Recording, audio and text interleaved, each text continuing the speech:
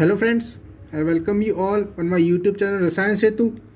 Friends, in today's video, we are going to discuss previous year questions of chemical kinetics which was asked in CSIR NET December 2016 exam. Okay friends, so let's start. See, this is your first question. It says, for a reaction with an activation energy of 49.8 kilojoule per mole, the ratio of the rate constants at 600 Kelvin and 300 Kelvin is approximately, where R is equals to 8.3 joule per mole per Kelvin, and you have four options. Friends, आपको एक reaction की activation energy given है, इसके दो rate constants given है अलग अलग temperature पर 600 केल्विन एंड 300 केल्विन पर. आपको इन दोनों रेट कांस्टेंट्स का रेशो फाइंड करना है इन चार ऑप्शंस में से. 2 मार्क्स का क्वेश्चन है ये. ओके, चलिए देखते हैं. देखिए, जो आपको गिवन है फ्रेंड्स, एक्टिवेशन एनर्जी कितनी 49.8 किलो जूल पर मोल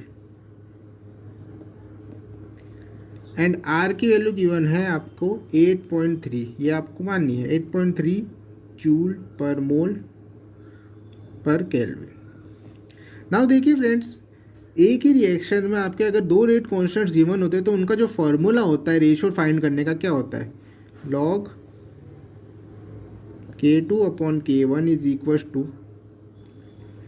activation energy upon 2.303 R into 1 upon T1 minus 1 upon T2. Okay, अब देखिए फ्रेंड्स, आपको यहाँ पे दो टेम्परेचर्स गिवन है 600 केल्विन एंड 300 केल्विन क्वेश्चन में. आपको कन्फ्यूजन हो सकता है T1 किसको माने T2 किसको माने. तो देखिए, क्वेश्चन में आपको ये जो फॉर्मूला ये K2 अपॉन K1 निकाल लेगा. एंड क्वेश्चन में आपको दे रखा है K600 upon K300. It mean जो 600 वाला है वो आपका किससे रिलेटेड है, K2 से. तो 600 वाला टेम्परेचर क्या हो जाएगा आपका T2 एंड K1 वाला किससे रिलेटेड है 300 से. इट मीन्स T1 क्या हो जाएगा आपका 300. सो यहाँ से T1 की वैल्यू तो आपको मिल गई 300 केल्विन एंड T2 की वैल्यू हो गई 600 केल्विन. ना ये फॉर्मूला है लॉग का. अगर आप इसको चेंज करते हैं ln K2 अपॉन K1, यही आपसे पूछा है ln में. ओके, देखिए ऑप्शंस में ln में गिवन है. सो ये आपका इक्वल्स टू हो जाएगा ln K 600 अपॉन K 300, यही आपको पूछा है, is equals to EA upon R 2.303. जब हम चेंज करते हैं लॉग का ln में तो हट जाता है. Okay, into 1 upon T1 minus 1 upon T2 का सॉल्यूशन क्या होता है, T2 minus T1 upon T1 into T2 simply. Okay, ना देखिए, अब आपके पास सारी वैल्यूज़ गिवन है. एक एक करके इस फॉर्मूले में वैल्यूज़ रखते जाइए, आपको क्या मिल जाएगा आंसर. सो यहाँ से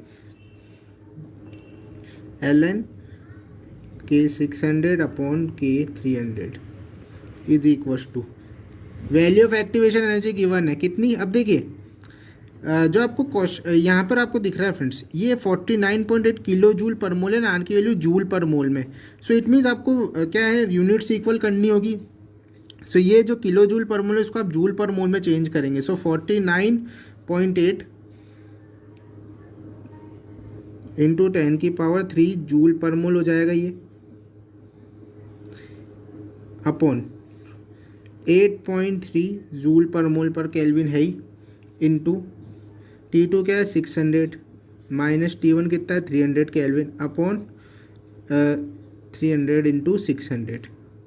एक बात और ध्यान रखनी फ्रेंड्स, आप हमेशा क्या करेंगे, टेम्परेचर अगर आपको डिग्री सेंटीग्रेड में भी दिया हुआ है तो भी क्या है, आपको इसको केल्विन में चेंज करके फिर कैलकुलेशन करनी होती है. क्योंकि जनरली आपके जो नेट एंड गेट के एग्जाम्स होते हैं उनमें जो आंसर आपको होता है ऑप्शंस में, चाहे आपको मल्टीपल चॉइस क्वेश्चन हो, न्यूमेरिकल एबिलिटी टाइप क्वेश्चन हो, उनमें जो अगर टेम्परेचर यूज़ किया जाता है वो केल्विन में यूज़ किया जाता है. ओके, सो मेक श्योर आप अगर डिग्री में गिवन है तो केल्विन में चेंज कर लें. सो इस क्वेश्चन जब देखिए इसको सॉल्यूशन आगे, so K 6 upon K 300 is equals to, अब देखिए सॉल्यूशन करेंगे हम 8.3 डायरेक्ट 49.6 से कैंसिल होगा, 8.3 इंटू 6 होगा 49.8. ओके, सो ये वैल्यू आपकी आ जाएगी 6 इंटू 1000 10 की पावर 3 1000 इंटू 600 माइनस 300 कितना हुआ 300 अपॉन ये कितना हुआ आपके 300 इंटू 600. नाउ ये कैंसिल हो गया आपका, ये हो गया 100, 20 से 20 कैंसिल, सो ये बचा आपके पास 10। सो ln के 600 अपॉन के 300 इज इक्वल्स टू 10। सो ये तो है ln, सो यहाँ से आपके के 600 अपॉन के 300 कितना आएगा, e की पावर 10। ई की पावर में आ जाता है रिजल्ट आपको फ्रेंड्स। अगर आप नेचुरल लॉग हटाते हैं किसी भी क्वांटिटी में से, जो रिजल्ट है वो ई की पावर में आ जाएगा। सो ई की power 10, it means your option number 4 is the correct answer for this question. समझ आ गया फ्रेंड्स, ऑप्शन नंबर 4 क्या है इस क्वेश्चन का करेक्ट आंसर, डेट इज ई की पावर 10। चलिए नेक्स्ट क्वेश्चन देखते हैं। See it says the ionic strength of a solution containing 0.008 mole AlCl3 and 0.005 mole KCl is, and you have 4 options।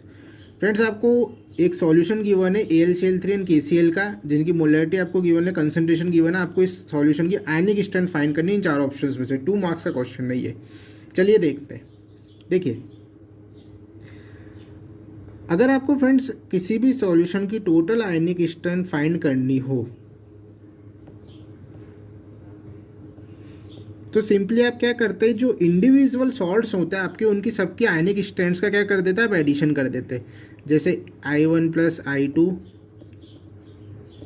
जितनी भी आपके उस सॉल्यूशन में जो सॉल्ट्स प्रेजेंट होंगे उन सबके आप इंडिविजुअल आयनिक स्ट्रेंथ फाइंड करें एंड उन सबको ऐड कर दीजिए, तो आपको टोटल आयनिक स्ट्रेंथ उस सॉल्यूशन की मिल जाएगी। अब देखिए यहाँ पर आपको क्या है, एक तो AlCl3 गिवन है, KCl गिवन है। सो सबसे पहले हम देखते हैं AlCl3 के केस में AlCl3 की कंसंट्रेशन कितनी गिवन है, 0.008 मोल, ये कंसंट्रेशन इसकी गिवन है।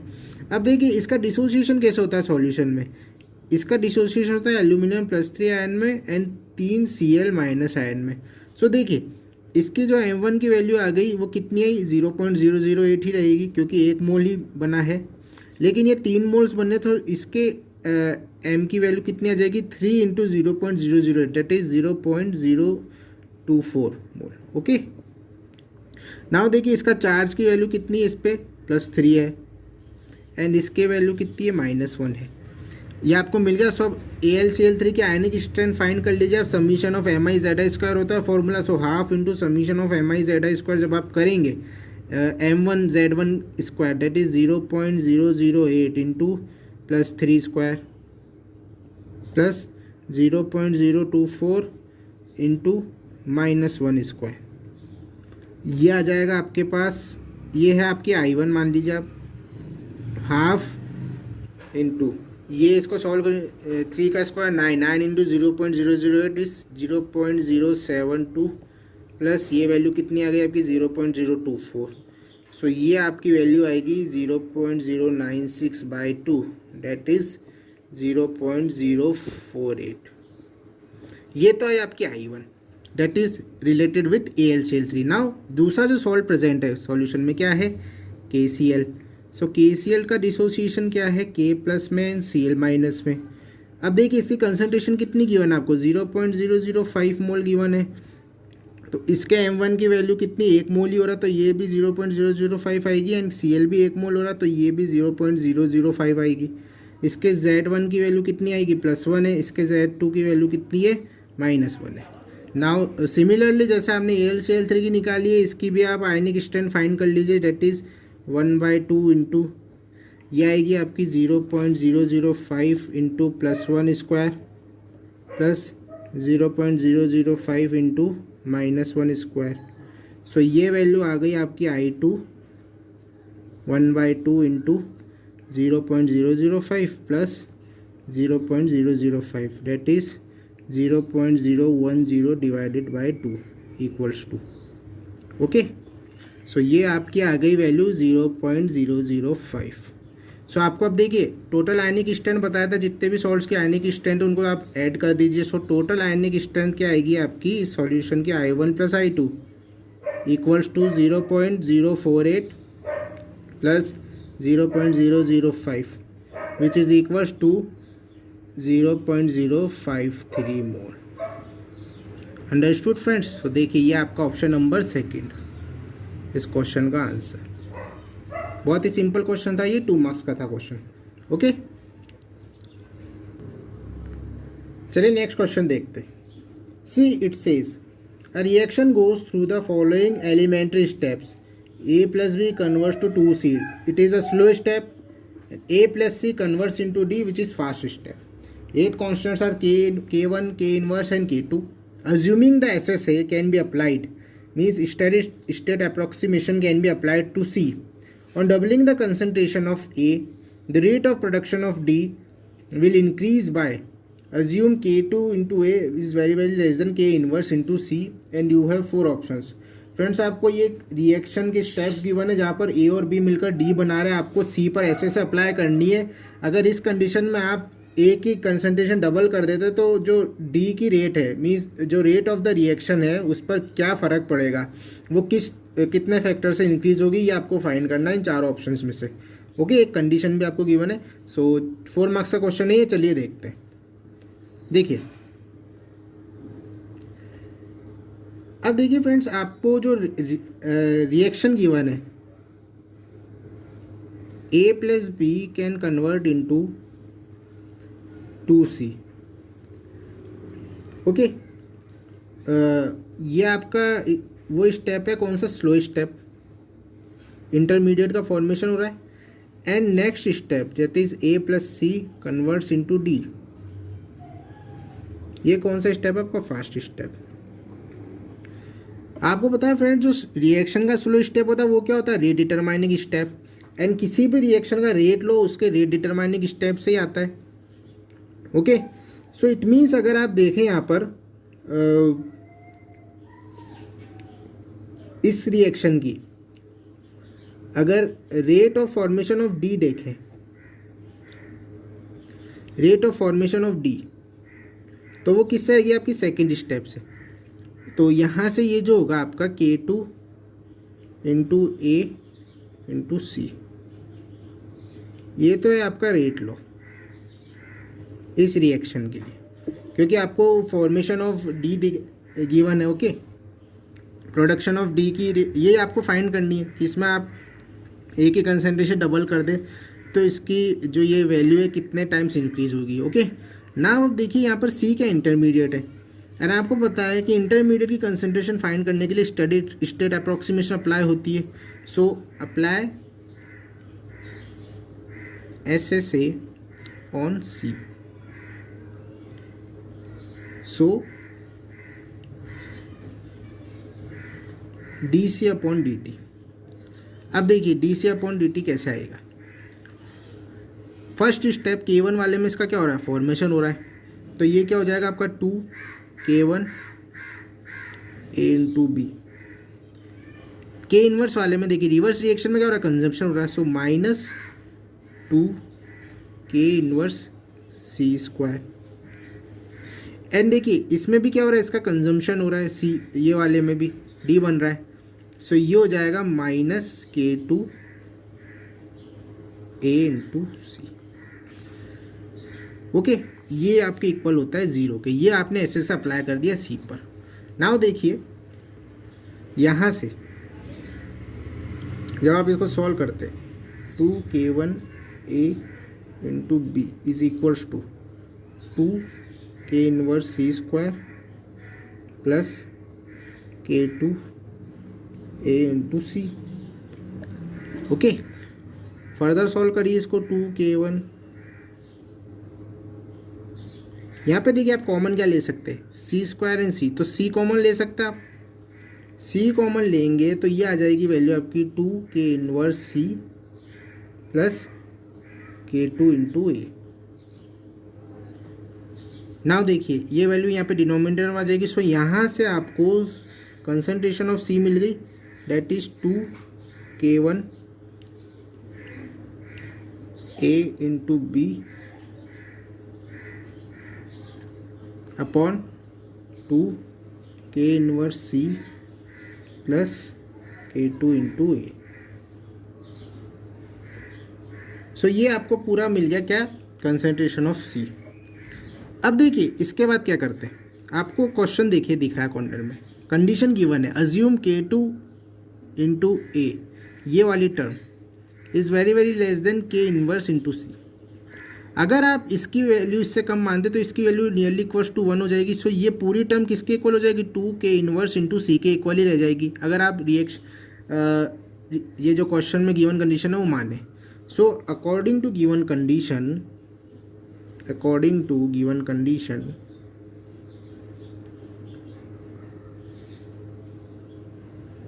your value of C or concentration of C will be equals to 2k1 A into B upon 2k inverse C, क्योंकि ये पूरी टर्म किसके इसकी इक्वल रह जाएगी क्योंकि k2 इंटू ए को हम बहुत कम मान रहे हैं k इनवर्स C से।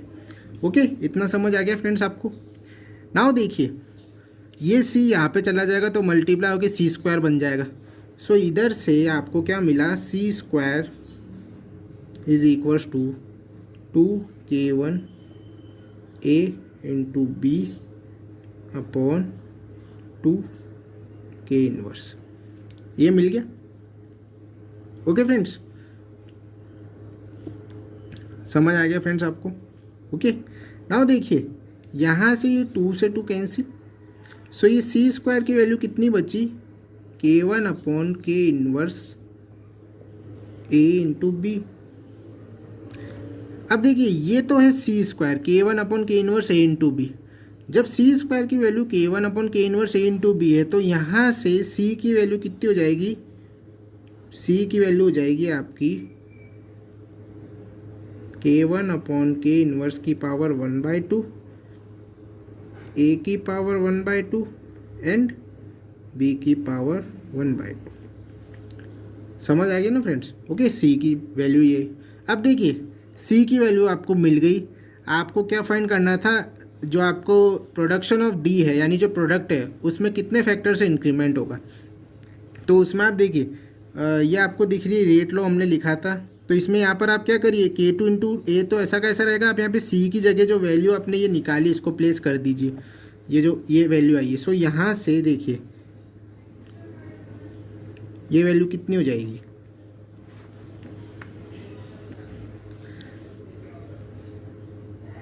k2 k1 upon k A की पावर 1/2 एंड B की पावर 1/2। ये पूरी मिली आपको रेट लॉ किसकी, फॉर्मेशन ऑफ D की, मीन्स ये आपको मिली रिएक्शन रेट। ये पूरा formula k2 into k1 upon k inverse की पावर हाफ A की पावर हाफ B की पावर हाफ। अब देखिए जो क्वेश्चन में आपको कंडीशन है ये निकालने के बाद अब आपकी कंडीशन अप्लाई होगी। कंडीशन में क्या था, if concentration of A doubling the concentration of A, question आपको दिख रहा है, अगर आप ए की कंसंट्रेशन डबल कर दे तब इस पर क्या फ़र्क पड़ेगा। सो देखिए ये तो पूरी इक्वेशन आपको मिली सिंपल, जो आपको रिएक्शन गिवन है। अब आप क्या करें, यहाँ पर क्या कर दीजिए, ए की जगह रख दीजिए 2a। क्या रखेंगे, ए की जगह 2a रख देंगे। Okay, so if a is equals to 2a, now जो आपकी रेट है वहाँ पर a की पावर 1/2 की जगह कितना आ जाएगा, 2a की पावर 1/2। ओके, इतना आपको समझ आ गया फ्रेंड्स, है ना। सो ये आपके कितना हुआ, देखिए a की पावर 1/2 एंड 2a की पावर 1/2, तो रेट हो गई आपके, ये 2a को आप इस तरह से लिख सकते a इंटू ए की पावर 1/2। ओके, नाउ देखिए ये है 1 एंड ये है 1 प्लस ये है 1/2। सो रेट हो गई आपकी 2 की पावर 3/2, पावर ऐड हो गई 1 प्लस 1/2। समझ आ गया ना फ्रेंड्स। ओके, सो 2 की पावर 3/2 का मतलब जो आपकी रेट है वो कितने फैक्टर से इंक्रीज हो गई, 2 इंटू √2 फैक्टर से। 2 इंटू √2 टाइम्स क्या होगी, आपकी रेट इंक्रीज हो जाएगी, which is your option number 4। समझ आ गया ना फ्रेंड्स। ओके, यहाँ पे देखिए कुछ नहीं किया हमने, a की पावर 1/2 तो आपको मिला ही था, है ना। अब आप यहाँ पे कर दीजिए a इंटू ए की पावर 1/2। ओके, सो ए है आपका 2a, मीन्स आपने क्या किया, डबल कर दिए कंडीशंस। ए को आपने डबल किया तो a इंटू ए हो गया। सो ए की पावर 1 है, ए की पावर 1/2, तो a की पावर 3/2 आ गया। ओके, सो सिमिलरली यहाँ पे 2a की पावर 3/2, सो 2 की पावर 3/2 आ जाएगा, एंड 2 की पावर 3/2 क्या है, 2√2 टाइम्स इंक्रीज हो जाएगी। सो इस तरह से पूरा क्वेश्चन सॉल्व होगा। आई होप आपको समझ आ गया होगा, थोड़ा सा लेंथी था लेकिन सिंपल क्वेश्चन है, ऐसे हो जाएगा। ओके फ्रेंड्स, देखिए यहाँ पे एक एक्चुअली छोटी सी मिस्टेक हो गई है हमसे। देखिए यहाँ पर जो हमने रेट लॉ निकाला है सी का, ये इतना निकला है। ओके, तो देखिए यहाँ पर अगर आप इससे देखें, कंपेयर करें, तो ये देखिए डी यहाँ पर K2 इंटू ए इंटू सी है, तो सी की वैल्यू तो क्या है आपकी ये आई पूरी, तो यहाँ पर सी में भी ए की पावर हाफ है सी के साथ, एंड यहाँ पर जो रेट है इसमें भी ए है, तो ये ए इंटू ए की पावर हाफ। ओके, सो ये यहाँ पर कुल टोटल जोड़ के कितनी हो जाएगी, 2a की पावर 3/2। समझ में आ गया ना फ्रेंड्स? सॉरी, ये हो जाएगी a की power 1/2 into A, that is a की पावर 3/2। वापिस से समझिए, देखिए ये है आपकी K2 इंटू ए इंटू सी। ओके, सो K2 इंटू आप अलग मानिए, देखिए C हमने अलग निकाला, C के लिए हमने पूरा ऐसे अप्लाई करके ये निकाल लिया, ये वैल्यू आई पूरी C की।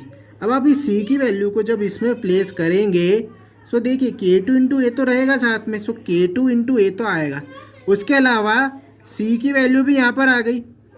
ठीक है, सो ए की वैल्यू 1 पहले से प्रेजेंट है, ए की पावर 1/2, सो ए इंटू ए की पावर 1/2 कितना आ गया आपका, ए की पावर 3/2 आ गया। ओके, ए की पावर 3/2। अब देखिए इस ए की पावर 3/2 को हमने क्या कर दिया, 2 कर दिया। यहाँ पर देखिए फ्रेंड्स, ये 3/2 ही रहेगा, 3/2 है, तो ये हो गया आपका 2a की पावर 3/2, 2a की पावर 3/2। ओके, सो ये 2a मीन्स 2 की पावर 3/2। समझ में आ गया ना फ्रेंड्स? ए को हमने क्या किया, 2a किया है, सो 2a की पावर 3/2, इट मीन्स 2 की पावर 3/2 फैक्टर से क्या होगा, इंक्रीज हो जाएगा। सो 2 की पावर 3/2 कितना होता है, 2√2 होता है। समझ में आ गया फ्रेंड्स? ये स्टेप आप कट कर दीजिए, एक ये छोटी सी मिस्टेक हो गई थी इसलिए। तो अब आई होप आपको इजीली समझ, यहाँ पर बस ये हमने गलत लिख दिया, ए की पावर 1/2 नहीं आएगा, ए की पावर 3/2 आएगा, क्योंकि ए ऑलरेडी यहाँ पर क्या है, प्रेजेंट है, K2 इंटू ए आपको दिख रहा है, सो ये ए और ये जो ए की पावर 1/2 सी में आए, ये ऐड होकर क्या बन जाएंगे, ए की पावर 3/2 आ जाएंगे टोटल रेट लॉ में। फिर इस ए की पावर 3/2 को हम क्या कर देंगे, डबल कर रहे हैं, तो ये ए की पावर 3/2 कितना हो जाएगा, 2a की power 3/2। Okay, according to your condition, जब हमने ये अप्लाई कर दी। ओके, सो 2a की पावर 3/2 मीन्स 2 की पावर 3/2 फैक्टर से इंक्रीज हो रही है रेट, सो इसका मीन्स 2 टाइम्स इंक्रीज हो जाएगी। अब आपको समझ आ जाएगा। ओके, सो ये है इस क्वेश्चन का सॉल्यूशन।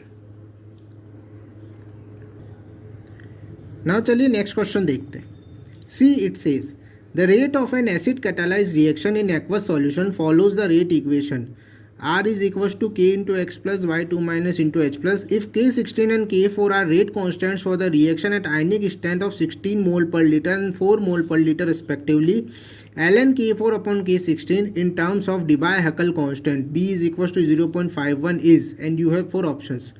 फ्रेंड्स, आपको एक रेट एसिड कैटालाइज रिएक्शन है, उसकी जो रेट गिवन है इस फॉर्म में, आपको इनका जो ln K4 अपॉन K16 है, जो रेट कॉन्स्टेंट्स का रेशो है वो फाइंड करना है, एंड इनसे रिलेटेड इनकी आयनिक स्ट्रेंथ गिवन है 16 मोल पर लीटर एंड 4 मोल पर लीटर। 4 मार्क्स का क्वेश्चन नहीं है, 4 ऑप्शन है आपके पास। ओके, सो चलिए देखते हैं फ्रेंड्स किस तरह से होगा ये। देखिए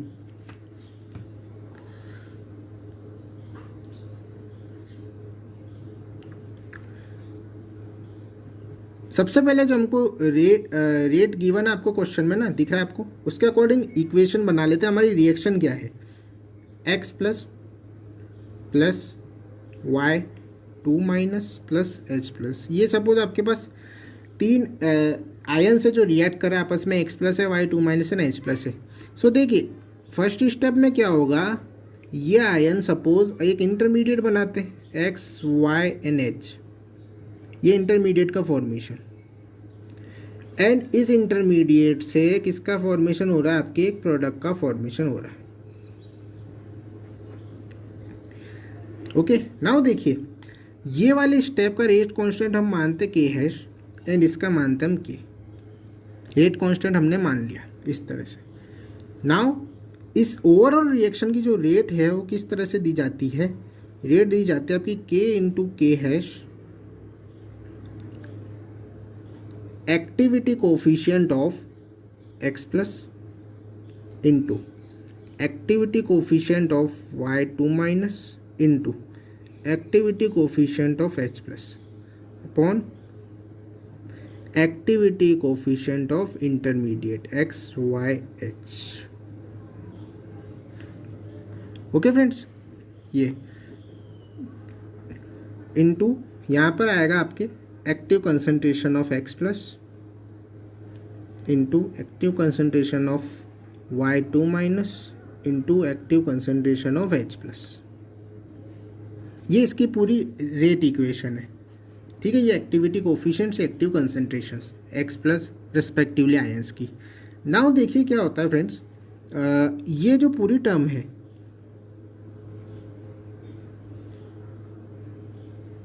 इस पूरी टर्म को मान लेते के आर, इसको एक फर्दर कांस्टेंट से बताते that is K R. So K R into C X plus dot C Y two minus dot C H plus, ये इसकी रेट। हमने इस पूरी टर्म को क्या माना? के आर। सो देखिए यहाँ से आपका जो के आर है वो कितना हो जाएगा? K R is equals to K into K hash activity of X plus dot activity of Y two minus dot activity of H plus upon activity coefficient of intermediate. ये ऊपर से आया ये के आर, हमने ये मानी पूरी टर्म। सो के आर की वैल्यू ये। नाउ देखिए इसको इस दोनों का जो प्रोडक्ट है के इंटू के स्टार, दोनों रेट कॉन्स्टेंट्स का, उसको हम क्या मान लेते हैं? के naught. So K R is equals to K naught activity coefficient of X plus activity coefficient of Y two minus into activity coefficient of H plus upon activity coefficient of intermediate. इतना समझ आ गया friends? Okay, इसको हम देते हैं equation number 1। Now देखिए आप क्या करिए, इस इक्वेशन का लॉग ले लीजिए। सो लॉग, अब देखिए यहाँ पे आप क्या करेंगे, हमने इसको के नॉट माना है। सो के नॉट आप क्या ले जाएंगे? इस तरफ ले जाएंगे, यहाँ पे नीचे।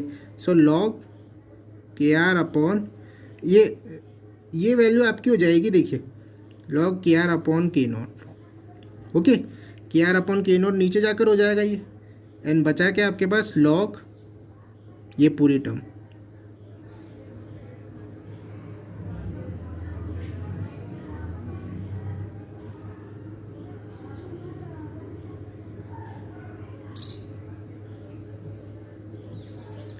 समझ आ गया फ्रेंड्स?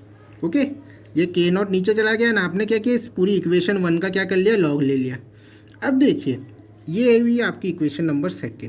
नाउ हमारा जो डिबायकल थ्योरी होती है उसमें relation of activity coefficient and जो आपकी आयनिक एक्टिविटी होती है, उसमें आयनिक स्ट्रेंथ होती है, उसमें क्या रिलेशन होता है वो हम देखते हैं। So according to Debye Huckel theory,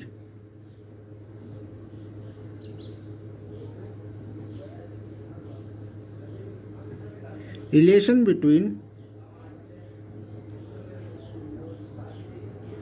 your activity coefficient that is gamma and ionic strength I, क्या रिलेशन होता है? देखिए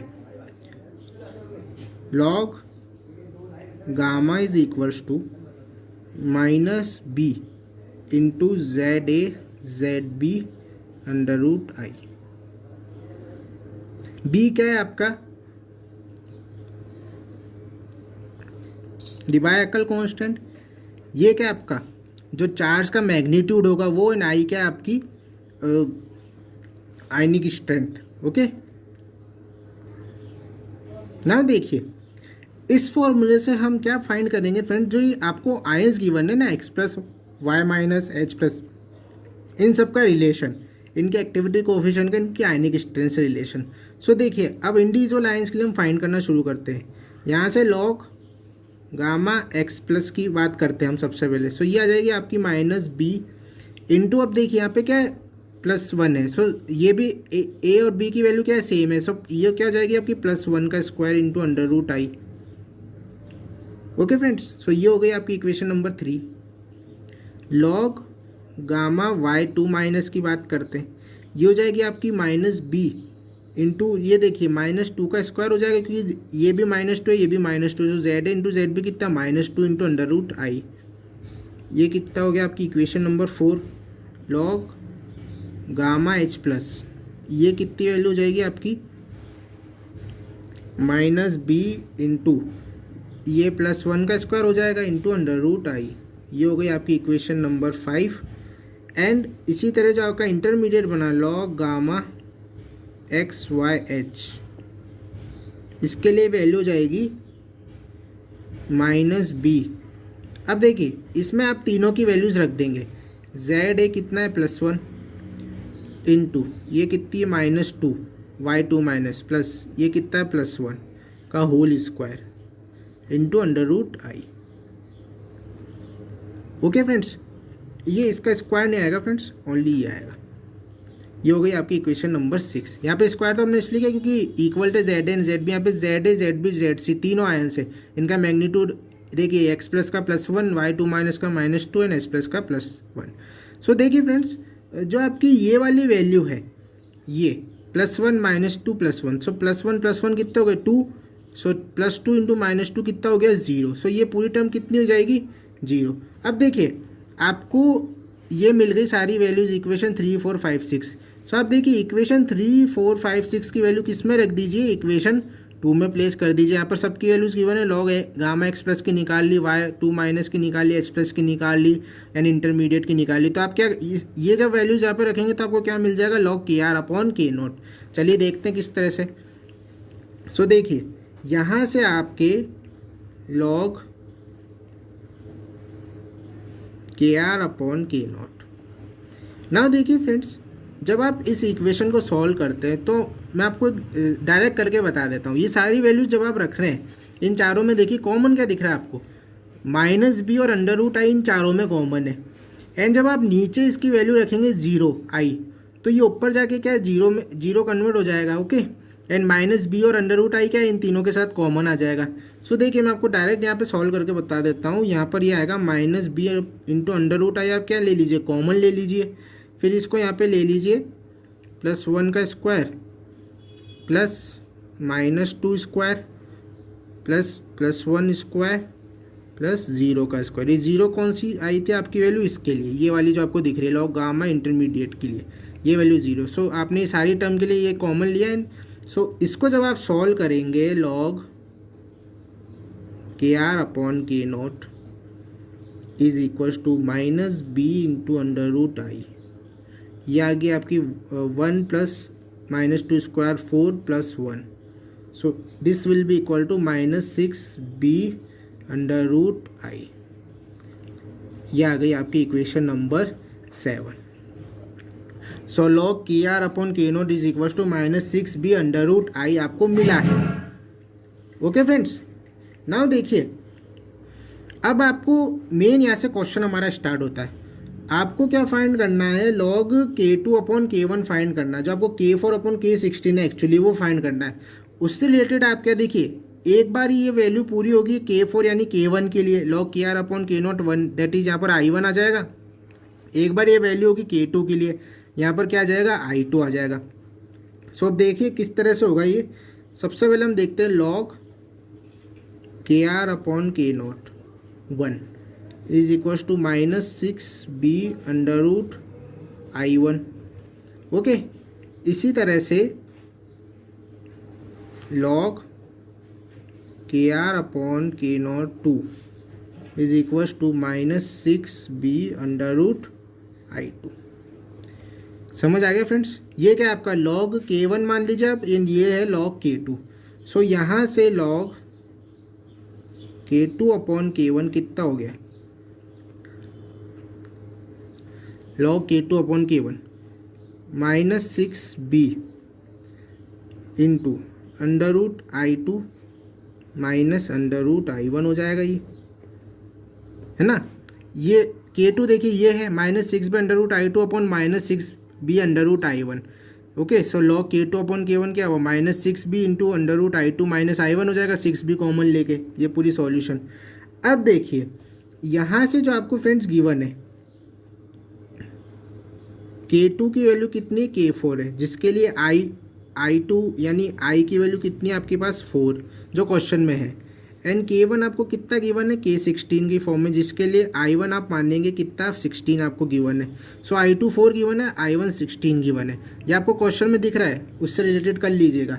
सो यहाँ से लॉग K2 अपॉन K1 यानी लॉग K4 अपॉन K16 कितना हो जाएगा, -6b into under root 4 minus under root 16, ये हो जाएगा आपका -6b इंटू अंडर रूट 4 क्या है 2 माइनस under root 16 4। So 2 - 4 is -2 and -2 into 6 is 12। So ये आपका आएगा 12b। Log K4 upon K16 is equals to 12b, and ये है आपका ऑप्शन नंबर 4। देख लीजिए इस तरह से क्वेश्चन ये सॉल्व होगा, ऑप्शन नंबर 4। ओके, ये पूरे सारे इसके स्टेप्स है, थोड़ा लेंथी क्वेश्चन था फ्रेंड्स, डिबाय-हकल थ्योरी से सॉल्व होने वाला क्वेश्चन था ये।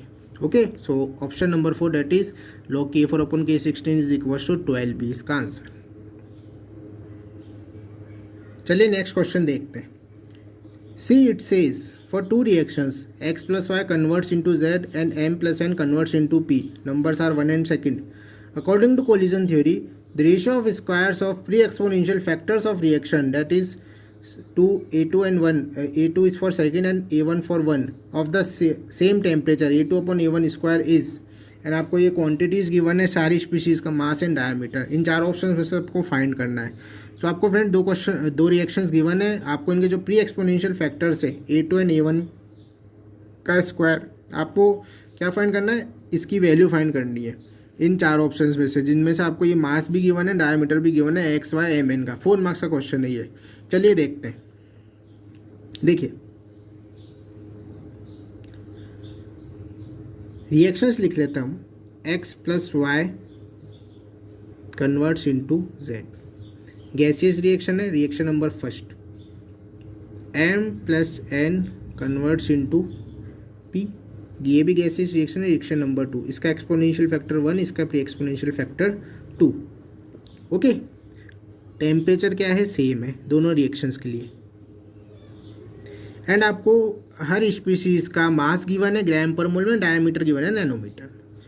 अब देखिए फ्रेंड्स, अगर आप आर्हेनियस इक्वेशन को कोलिजन थ्योरी से कंपेयर करते हैं, सो आर्हेनियस इक्वेशन क्या होती है,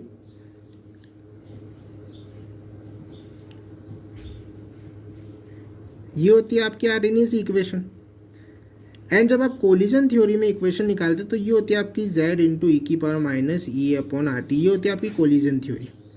सो यहाँ से देखिए z होती है कोलिजन फ्रीक्वेंसी। सो जब आप दोनों इक्वेशंस को कंपेयर करें आर्हेनियस एंड कोलिजन को, ये है आपकी आर्हेनियस, ये है आपकी कोलिजन थ्योरी। सो यहाँ से आपको क्या पता लगा कि जो आपका प्री एक्सपोनेंशियल फैक्टर है वो z के इक्वल होता है, z is equal to your collision frequency.